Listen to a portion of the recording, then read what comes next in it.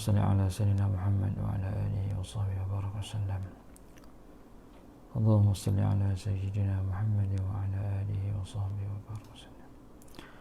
اللهم صل على سيدنا محمد وعلى آله وصحبه وبارك وسلم. اللهم صل على سيدنا محمد وعلى آله وصحبه وبارك وسلم. اللهم صل على سيدنا محمد وعلى آله وصحبه وبارك وسلم. اللهم صل على سيدنا محمد وعلى آله وصحبه وبارك وسلم. اللهم صل على سيدنا محمد وعلى آله وصحبه وبارك وسلم. اللهم صل على سيدنا محمد وعلى آله وصحبه وبارك وسلم.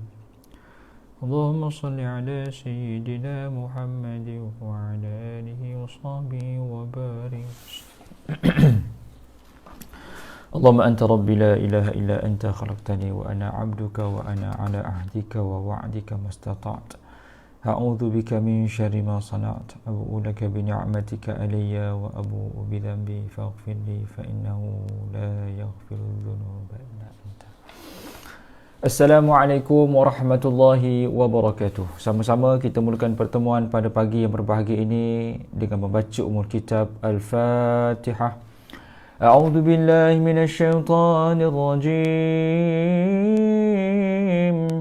Bismillahirrahmanirrahim.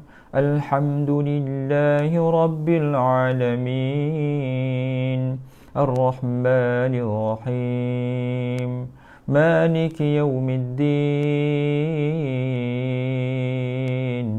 Iyyaka na'budu wa iyyaka nasta'in. Ihdinas siratal mustaqim. Siratal ladzina an'amta 'alaihim ghairil maghdubi 'alaihim waladdallin. Amin. Innal hamdalillah nahmaduhu wa nasta'inuhu wa nastahdihi nastaghfiruh wa na'udzu billahi min shururi anfusina wa min sayyiati a'malina. May yahdihillahu fala mudilla lahu wa may yudlil fala hadiya lahu. Asyhadu an la ilaha illallah wahdahu la syarika lah wa asyhadu anna sayyidana Muhammadan abduhu wa rasuluh. Subhanaka la ilma lana illa ma 'allamtana innaka antal alimul hakim. Qala rabbi shrah li sadri wa yassir li amri wahlul 'uqdatan min lisani yafqahu qawli. Qad qala Allah ta'ala fi kitabihil karim ba'da a'udzu billahi minasyaitonir rajim.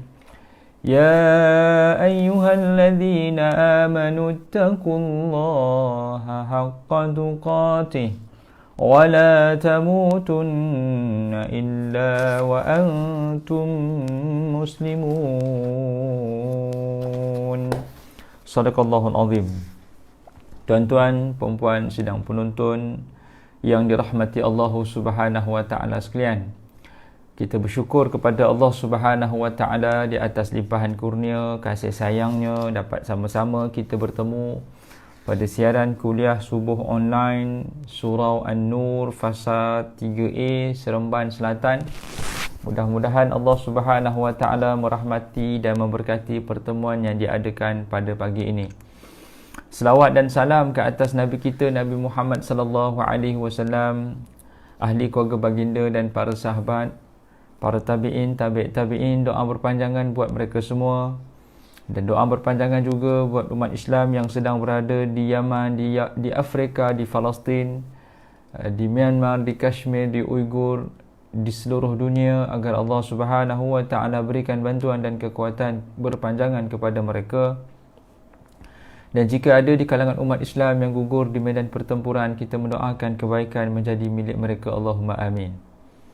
Dan pada masa yang sama, bila kita doakan kebaikan untuk orang lain, kata Nabi SAW, barang siapa yang mendoakan kebaikan untuk orang lain, maka para malaikat akan berkata amin, yaqulu amin walaka bimithlihi, malaikat berkata amin dan mendoakan perkara yang sama buat diri yang suka mendoakan kebaikan. Tuan-tuan perempuan, banyakkan doa yang baik-baik untuk orang lain.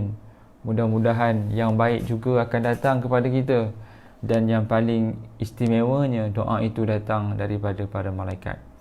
Terima kasih bagi yang hadir pada pagi ini, kepada Siti Maisarah, kepada Zalila Mat Yusof, Ahmad Safri, Hak Azhar, Fauziah Asad, Din Mazlin, Asma Zuraida,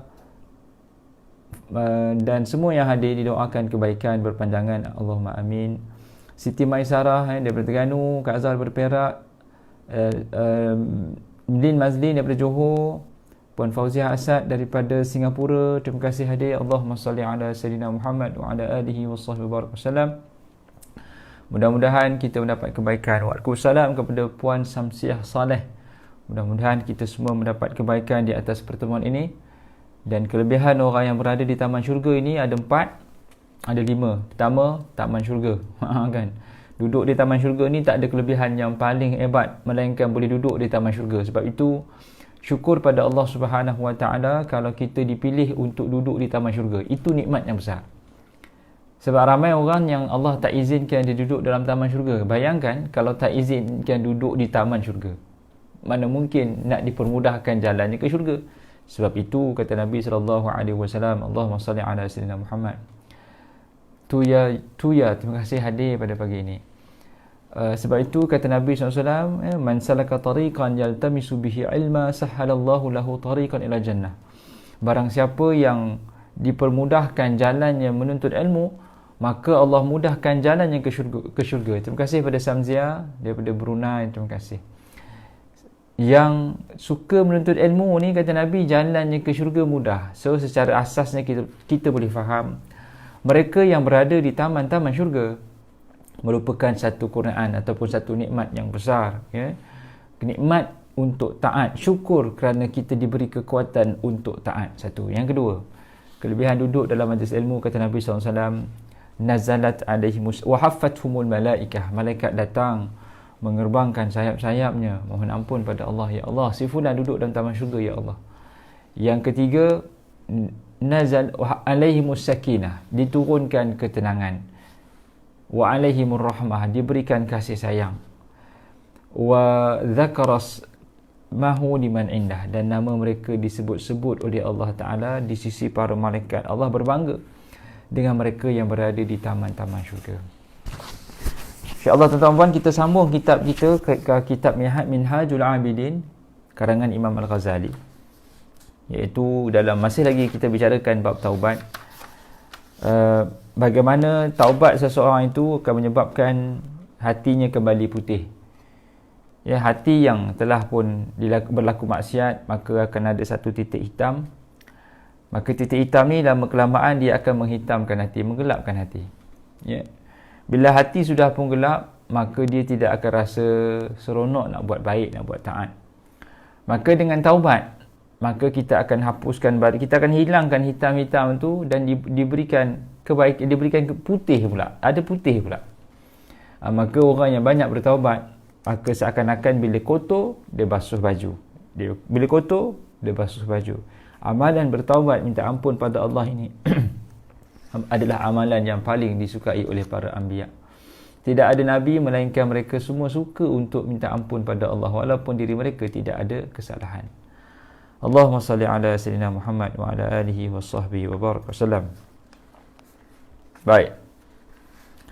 Sambung.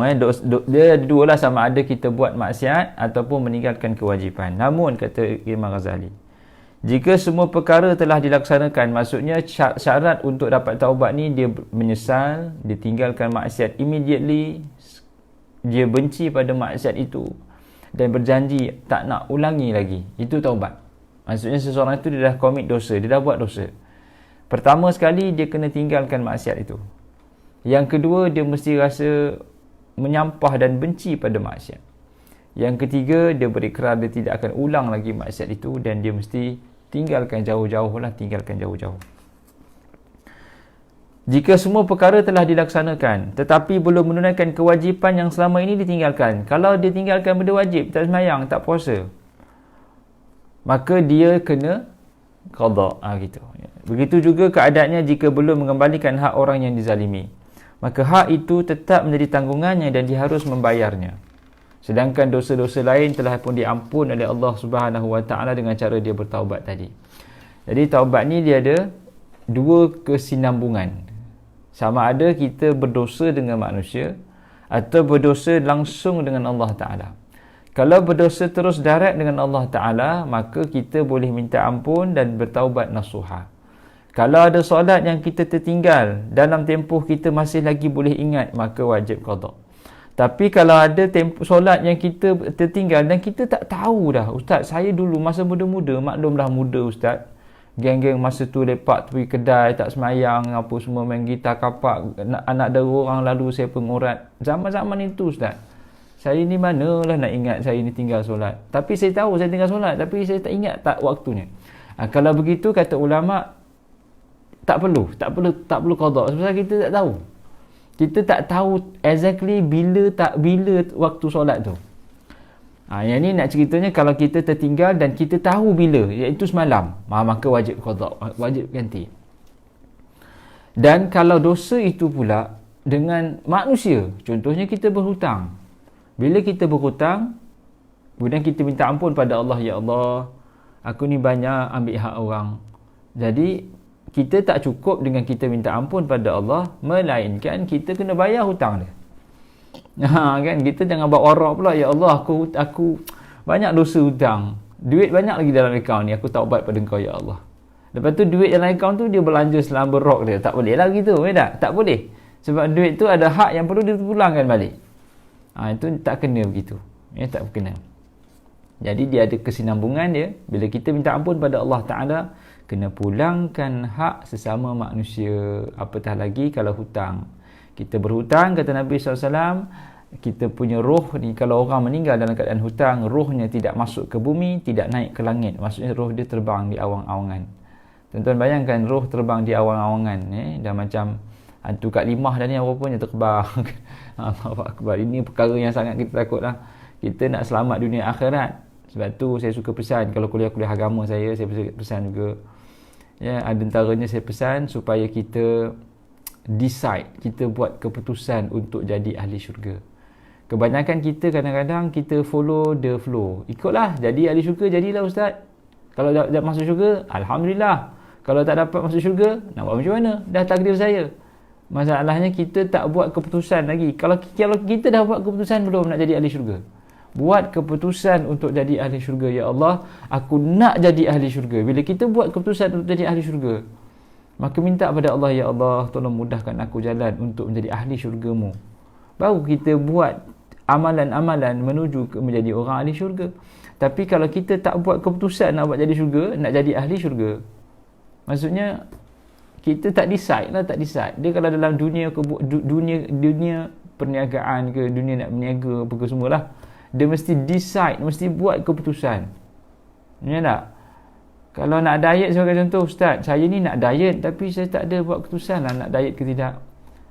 Kita pun pelik, awak ni nak diet, means buatlah keputusan. Yes, nak diet. Nak diet, jadi kita commit sama-sama, kita pegang janji ni, kita pastikan make it happen. Sebab nak diet. Ni sekejap nak diet, sekejap tak nak diet. Awak tak decide ni, you have to decide. Ataupun dia kata, nanti dululah Ustaz. Indecision, tidak membuat keputusan adalah satu keputusan juga. Tidak membuat keputusan untuk jadi ahli syurga adalah satu keputusan. Maka mari sama-sama pagi ni tuan-tuan perempuan, buat keputusan nak jadi ahli syurga. Terima kasih pada yang hadir pada pagi ni, Puan Suzana. Waalaikumsalam warahmatullahi wabarakatuh. Ahmad Safri. Kepada Suzana, terima kasih hadir. Kepada siapa tadi? Saya tak perasan tadi. Aisyah Syah, terima kasih. Mudah-mudahan kita mendapat kebaikan di atas pertemuan ini. Puan Zainab Saleh, Masya Allah.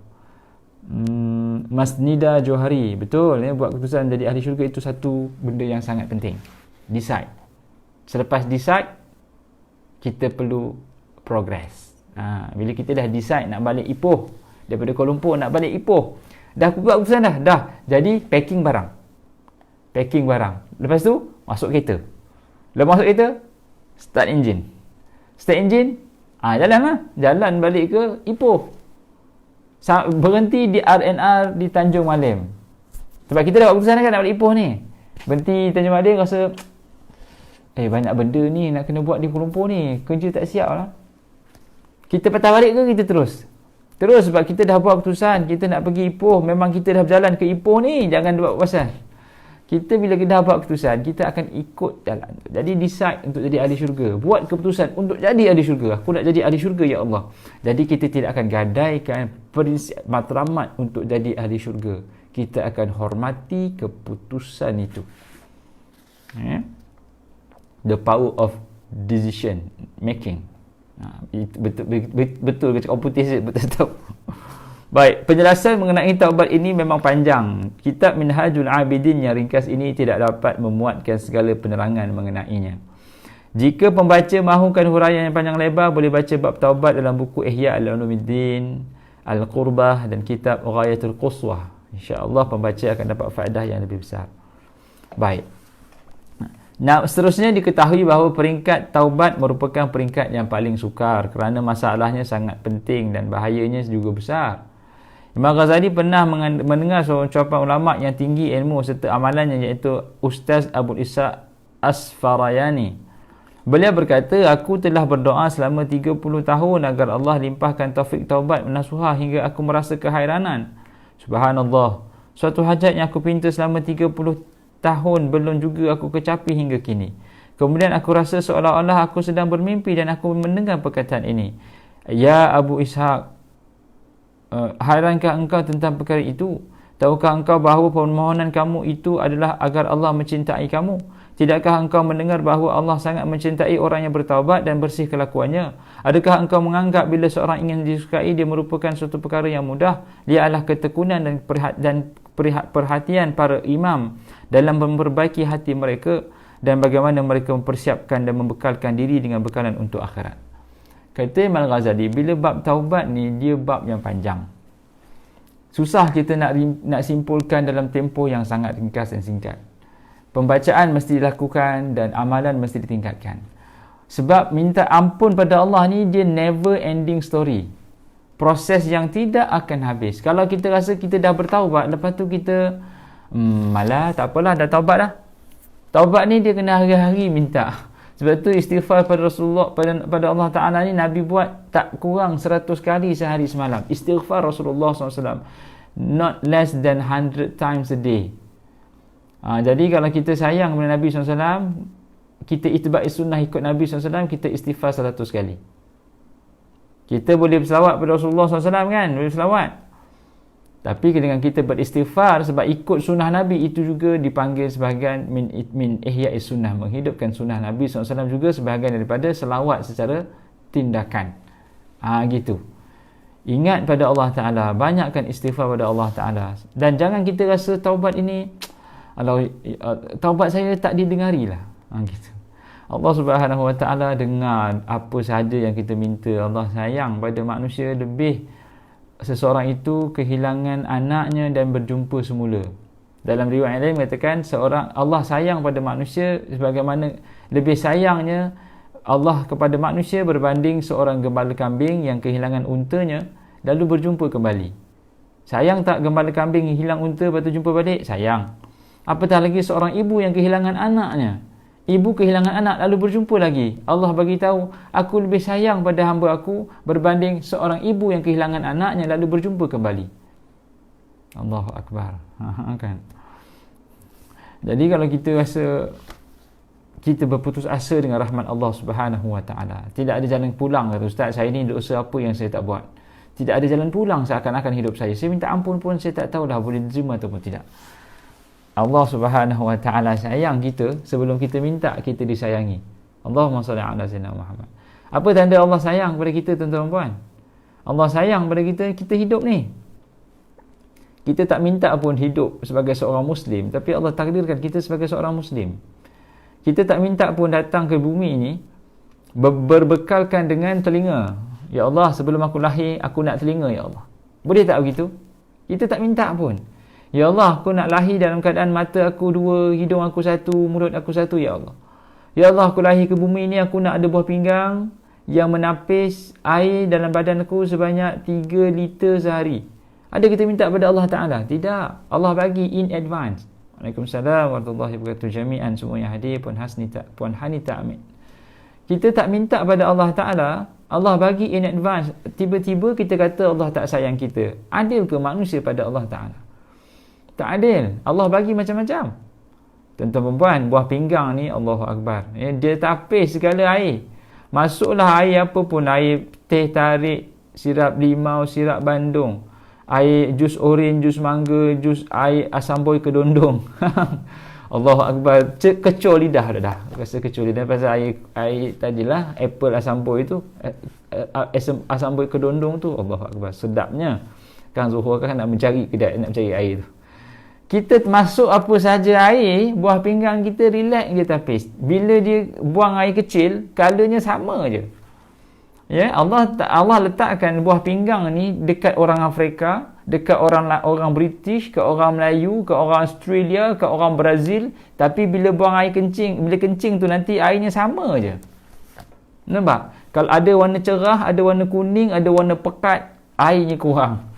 Ya, tanda Allah sayang. Allah bagi macam-macam. Ya. Dia ada dalam buah pinggang ni, tuan-tuan boleh tengok keratan lentas. Keratan lentas ni potongan separuh buah pinggang. Kita akan tengok dia ada loop of Henle, dia ada glomerulus. Itu je lah pun saya tahu.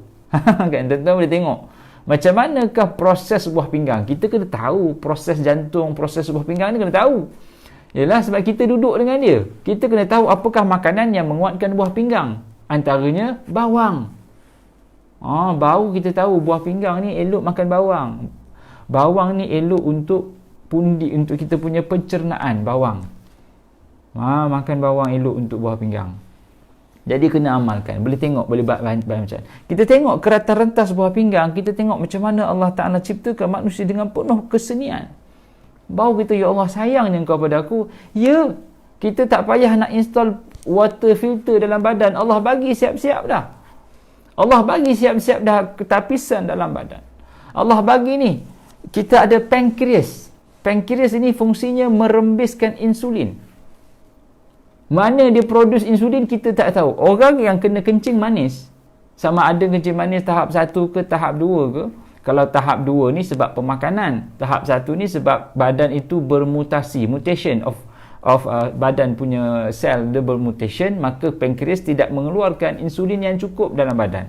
Adapun sebab pemakanan, bila terlalu tinggi sugar, gula terlalu tinggi, badan tak boleh nak capai tahap tingginya gula itu dalam badan, maka dia kena cucuk insulin daripada luar kerana pankreas gagal berfungsi dengan baik. Allah bagi pankreas ni buah pinggang. Pankreas ni saya tak tahu dalam bahasa Melayu apa dia. Fungsinya merembiskan insulin. Allah sayang kita, tuan-tuan perempuan. Sebelum kita mengungkapkan kita sayang pada Allah Ta'ala, tiba-tiba kita rasa Allah zalim, Allah tak sayang kita. Betapa zalimnya manusia pada manusia. Betapa zalimnya manusia pada Allah Ta'ala. Allahu Akbar. Waalaikumsalam warahmatullahi wabarakatuh kepada Puan Rosmawati Senggari dan semua yang hadir. Terima kasih pada yang hadir, insya-Allah. Kita bicarakan bab taubat karangan Imam Al-Ghazali dan kitabnya Minhajul Abidin, wasiat Imam Al-Ghazali dalam bab taubat. Melambatkan taubat sangat berbahaya kerana dosa pada mulanya membuatkan hati keras dan akhirnya membawa kecelakaan. Na'uzubillah. Oleh kerana itu, janganlah kita lupa akan kisah iblis pada mulanya mempunyai kedudukan yang tinggi tetapi akhirnya jatuh dalam keadaan yang sangat hina dan kufur. Demikian juga dengan apa yang dialami oleh Bal'am bin Ba'ura yang tergoda dengan harta benda kerana disuruh mendoakan kecelakaan untuk Nabi Musa AS. Akhirnya dia sendiri yang menemui kecelakaan dan kerugian yang besar. Pengarang kitab bawa dua kisah. Yang pertama, Iblis. Iblis melambatkan taubat, akhirnya hatinya keras. Jangan kita lambatkan taubat. Bila berdosa, immediately astaghfirullah. Manusia memang akan terjelepuk jatuh buat maksiat. Itu namanya manusia. Nasia maksudnya lupa. Al-insan. Al-insan la yakhlu anil khata' wa nisyan. Manusia ni memang akan buat salah dan berdosa.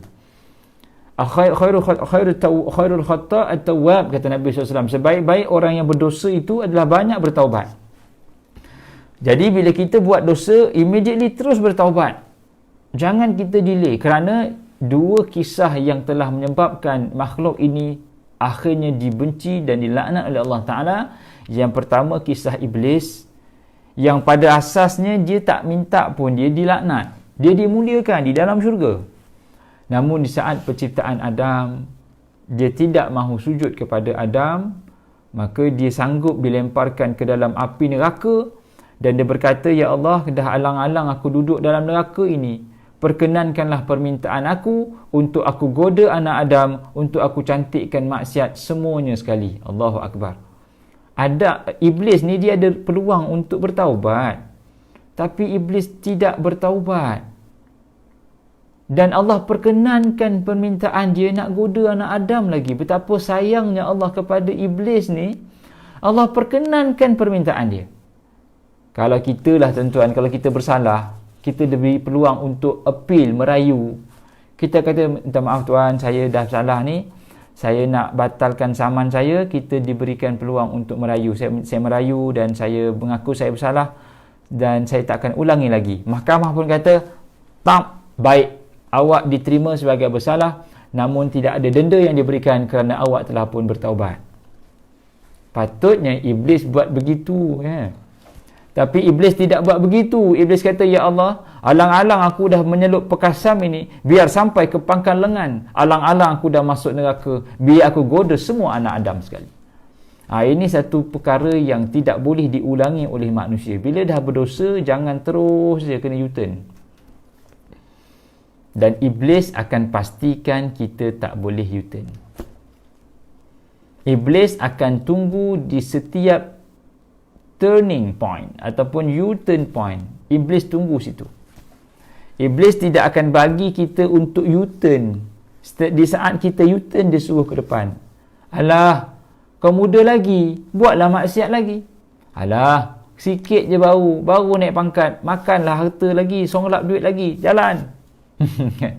"Alah, hari tu boleh ambil RM100, takkan RM200 kau tak boleh ambil?" Iblis bisik lagi. "Alah, hari tu ambil RM200, okey je, ambillah RM1,000, ini duit upah, ini duit hadiah." Dia mula mengkaburi rasuah dengan hadiah. Siapa punya kerja ni? Iblis. Sebab tu duit haram ni jangan makan sikit, sebab dia ada ketagihan. Jangan makan sikit bukan bererti makan banyak. Jangan makan walaupun sedikit makan harta haram ni, sebab dia ada ketagihan. Sikit ambil, esok minta lagi, lusa minta lagi. Lama kelamaan dia jadi ketagihan. Aku nak duit haram. Gaji yang ada tu dia tak usik, yang dia nak makan duit haram. Ini ketagihan. Ini sangat bahaya. Dan seorang lagi adalah Bal'am Ba'ura. Bal'am Ba'ura ni tuan-tuan boleh baca kisah dia. Dia asalnya orang yang hebat, kemudian dihantar untuk perisikan bagi pihak musuh. Lama-lama dia join pihak musuh pula. Dan dia mendoakan kecelakaan bagi Nabi Musa AS. Baca kisah Bal'am Ba'ura. B-A-L'-A-M. Bal'am Ba'ura. B-A-U-R-A. Bal'am Ba'ura. Kita harus sedar dan bersungguh dalam beramal. Mudah-mudahan kita dapat melaksanakan akar-akar israr yang bersarang dalam hati dan dapat membersihkan hati daripada segala dosa. Jangan sesekali merasa aman daripada kekerasan hati yang disebabkan oleh dosa itu. Kemudian, renungkan keadaan diri kita. Jika kita rasa seolah-olah ada melakukan dosa, segeralah bertaubat, dan jika selamat daripada dosa, syukurlah kepada Allah dengan melakukan ketaatan. Pengarang kitab Imam Al-Ghazali sebut, selalu dah refleksi diri. Dia panggil introspeksi. Baca kisah itu Bal'am Ba'ura. Kita selalu tengok diri sendiri, introspeksi ataupun refleksi diri. Tengok dosa, tengok apa kita ni dosa banyak ke tidak. Selalulah bermuhasabah, kata orang Arab. Arabnya muhasabah, dalam bahasa bombastiknya introspeksi ataupun refleksi. Kata pengarang kitab, jangan dibiarkan hati itu keras. Banyakkan bertaubat. Renunglah keadaan diri kita. Tengoklah diri kita ni betapa lemah dan kerdilnya berbanding Allah Ta'ala. Dan kalau Allah izinkan kita untuk selamat daripada dosa, syukurlah pada Allah Ta'ala dengan tingkatkan ketaatan. Di saat semua orang terlibat dengan maksiat, kita tak terlibat, syukur pada Allah. Di saat semua orang terlibat dengan skim cepat kaya, kita tergelak, padan muka kamu, aku dah pesan jangan join skim cepat kaya, kan kamu dah tertipu. Kita gelakkan dia, kita rasa apa, selamat tak? Selamat, mujur saya tak masuk ustaz, syukur pada Allah saya tak masuk. Kawan saya baru masuk semalam, saya masuk hari ni dah, saya nak pergi bank dah, tapi Allah takdirkan saya tak masuk ustaz, syukur pada Allah. Kita kalau tak masuk skim yang merugikan, kita syukur. Sepatutnya kalau kita tidak melakukan dosa maksiat, patut lebih syukur pada Allah Ta'ala. Kita nampak kedai arak, kita tak minum kan? Ya Allah, terima kasih kau bagi aku ruang untuk tidak minum arak. Ada orang ketagih arak. Ada orang terpaksa kerja susun botol arak. Nampak tak betapa dijajahnya manusia. Kalau dia tak nak buat maksiat, tapi suasananya menekan dia suruh buat maksiat. Budak yang kerja di stocking kedai arak, orang yang kerja di kaunter-kaunter riba, orang yang berada di tempat-tempat yang haram perjudian. Allahu Akbar. Saya pergi ke Genting Highland, tuan-tuan, nak pergi ke Genting Outlet. Ada anak-anak Melayu yang kerja tu di kasino tu. Kadang-kadang saya pun terjumpa, kerja kat sini ke adik? Kerja kat sini lah bang. Tak ada kerja lain ke? Tak ada bang, ini je lah kerja yang saya ada. Menangis saya, ya? Tengok budak-budak muda yang kerja di kedai-kedai supermarket yang ada jual arak. Kedai Speedmart ke, KK Mart ke, 7-Eleven ke, yang kerja stocking arak, restocking arak. Kita pun kata, dik tak ada kerja lain ke dik? Abang, ini je lah kerja saya bang, ada. Nak buat kerja apa lagi? Kalau berhenti kan, siapa nak menyara kehidupan saya? Ya kan? Dia istighfar lah di saat pegang botol arak tu. Astaghfirullahalazim, astagfirullah. Susun kasbek tapi istighfar. Tahu tak betapa dijajahnya dirinya? Ini dipanggil penjajahan zaman moden. Diri tak nak buat maksiat tapi dipaksa buat maksiat. Ini penjajahan. Ya. Nak sembahyang Jumaat, bos tak bagi. Ini penjajahan. Ini penjajahan. Jadi kata pengarang kitab, syukurlah pada Allah dengan melakukan ketaatan. Dan akhir insya-Allah, sebahagian orang soleh mengatakan bahawa hitamnya hati disebabkan oleh dosa yang telah dilakukan. Adapun tanda bahawa hati seseorang itu hitam ialah tidak takut atau terkejut apabila melakukan dosa, tiada kemanisan dalam melakukan ibadat dan hati degil untuk dengan nasihat. 3 petanda hati hitam. Tulis dan catat. Yang pertama, tanda hati hitam itu apabila tidak rasa bersalah bila buat dosa, tiada kemanisan dalam ibadat, dan degil hati itu bila mendengar nasihat. 3 tanda hati telah pun hitam. Yang pertama,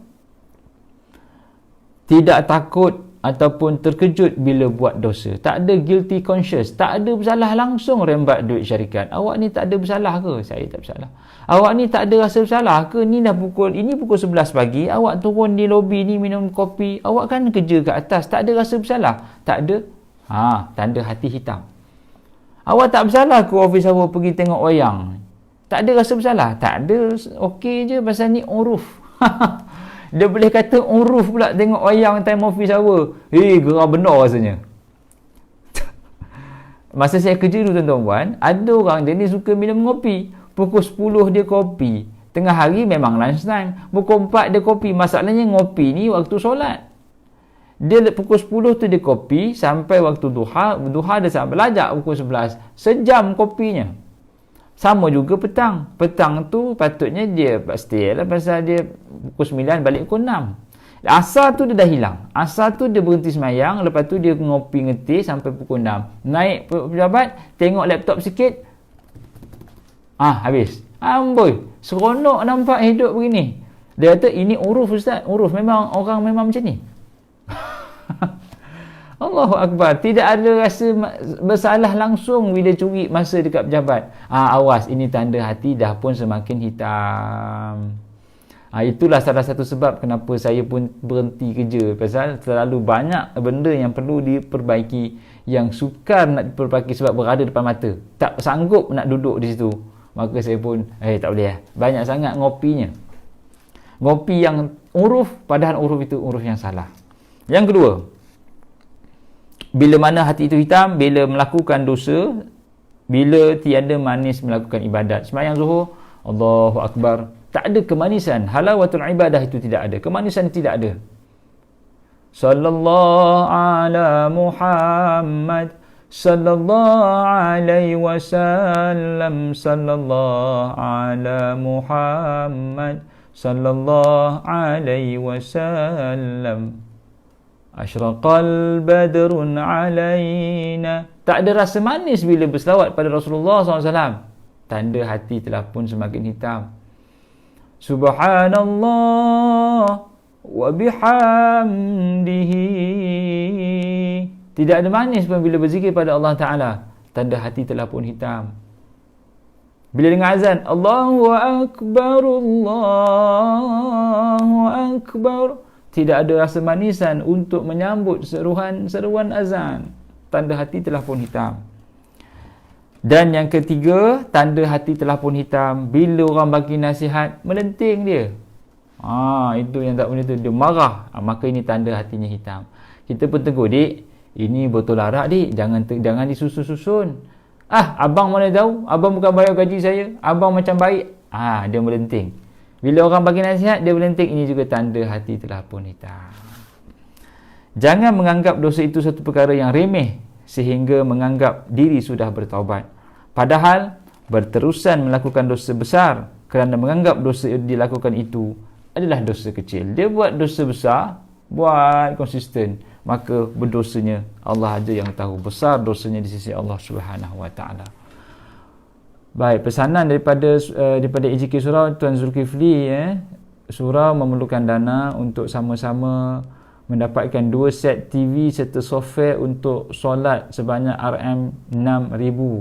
Jadi saya mengalu-alukan sumbangan tuan-tuan perempuan ke tabung surau, iaitu Bank Islam 0501 2010 053038. Sumbangan tuan-tuan perempuan boleh diniatkan untuk arwah-arwah yang telah pun pergi mendahului tuan-tuan perempuan. Arwah mak bapak boleh letakkan, ya Allah, aku niatkan sumbangan aku pada surau An-Nur pada pagi ini kepada arwah ayahku, ya Allah, berikanlah dia di tempat yang terbaik.